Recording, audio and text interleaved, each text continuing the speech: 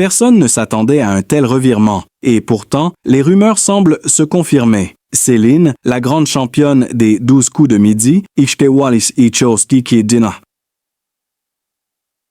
pourrait très bientôt faire une apparition inattendue dans un jeu diffusé sur France Télévisions, un événement que personne n'avait vu venir, d'autant plus que certaines zones d'ombre entourant cette décision commencent à émerger, ravivant les interrogations les plus folles sur ce qui s'est réellement passé en coulisses. Car comment expliquer qu'une figure emblématique de TF1, adulée pour son intelligence, sa modestie et son parcours sans faute sur le plateau de Jean-Luc Reichmann, change soudainement de camp médiatique? Une situation d'autant plus troublante que plusieurs indices laissent entrevoir un malaise, voire une pression silencieuse qu'elle aurait subie dans les dernières semaines de sa participation. Des éléments jusque-là passés sous silence, mais qui, mis bout à bout, dressent un tableau bien plus complexe que le public ne l'imaginait. Et il suffit d'un regard attentif à ses dernières apparitions publiques, à certaines de ses déclarations ambiguës, à un échange capté hors antenne avec un membre de la production pour sentir que quelque chose clochait, que tout n'était peut-être pas aussi limpide qu'on voulait nous le faire croire. Alors pourquoi Céline semble-t-elle aujourd'hui si déterminée à tourner la page? Pourquoi ce silence soudain de la part de TF1? Et surtout, que cache cette transition vers une autre chaîne, un autre format,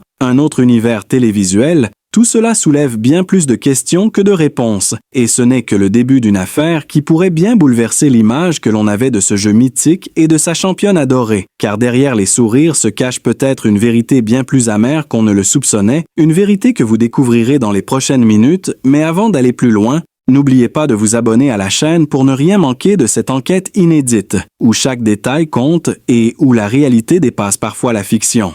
Et ce qui frappe immédiatement dans cette affaire, c'est la rapidité avec laquelle tout semble s'être emballé, car à peine quelques jours après la fuite du fameux courriel interne de France Télévisions, des témoins anonymes auraient aperçu Céline entrer discrètement dans un bâtiment sécurisé du groupe audiovisuel public, précisément au sein du studio L1, connu pour accueillir les tournages de projets encore confidentiels. Et ce jour-là, plusieurs figures du paysage télévisuel y étaient également présentes, notamment un animateur emblématique dont l'identité reste volontairement floutée dans les images captées par une caméra extérieure, ce qui donne à penser qu'un projet d'envergure est en préparation. Et ce projet pourrait bien s'articuler autour de la figure inattendue de Céline. Mais ce qui choque encore plus, c'est que TF1 n'aurait, selon plusieurs sources, pas été officiellement informé de ce rapprochement, ce qui constituerait une violation des clauses de réserve imposées à ses anciens candidats phares. Or, dans les documents obtenus par un ancien assistant de production,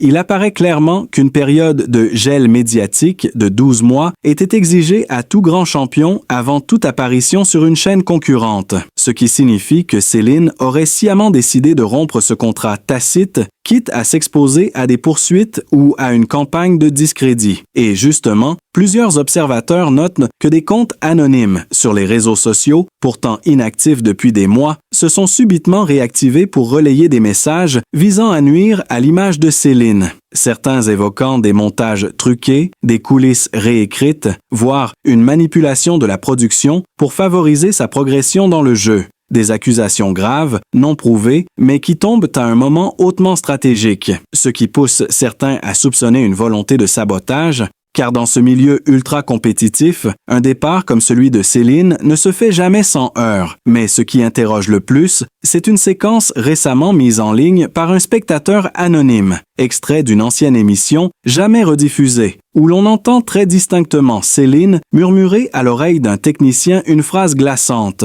« Je n'en peux plus. Je veux que ça s'arrête, mais ils ne veulent pas que je parte. » Une phrase prononcée hors caméra, mais captée par un micro resté ouvert, et dont la diffusion provoque depuis un malaise grandissant dans la communauté des fans. Car si cela est vrai, cela signifie que Céline était peut-être maintenue dans le jeu au-delà de sa volonté, exploitée comme une vitrine d'audience, sans réelle liberté de décision. Et cela change tout, car cette image de championne volontaire, déterminée, heureuse de participer, se fissure brutalement, laissant place à un récit bien plus sombre.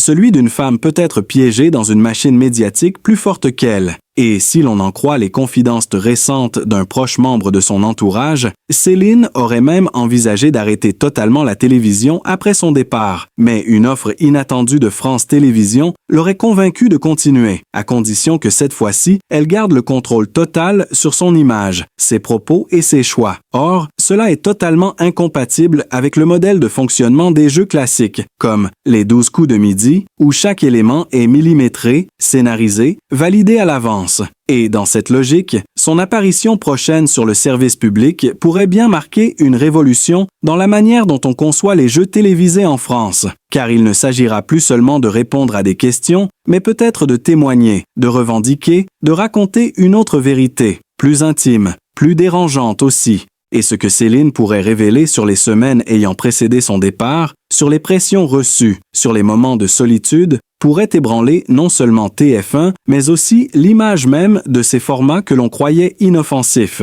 Et c'est peut-être pour cela qu'un silence radio semble s'être abattu depuis sur l'équipe de Jean-Luc Reichmann. Un silence que beaucoup jugent anormal, car l'animateur, d'ordinaire si prompt à célébrer ses champions, n'a prononcé aucun mot public depuis l'explosion de cette affaire, pas même une phrase de soutien, ce qui, pour beaucoup, en dit long sur la tension réelle entre les deux camps. Et il faut également souligner un détail encore méconnu. Céline aurait été approchée par une maison d'édition dès sa sortie de l'émission, mais elle aurait décliné l'offre en affirmant qu'elle ne souhaitait pas encore s'exprimer tant que certaines vérités ne seraient non pas reconnues. Une déclaration troublante qui laisse entendre qu'un chapitre plus sombre reste encore à ouvrir. Alors la question se pose. De quoi parle-t-elle exactement? Que veut-elle dire au public? Qu'attend-elle pour le faire? Et surtout, pourquoi maintenant? Et dans quel cadre? Toutes ces hétérismes.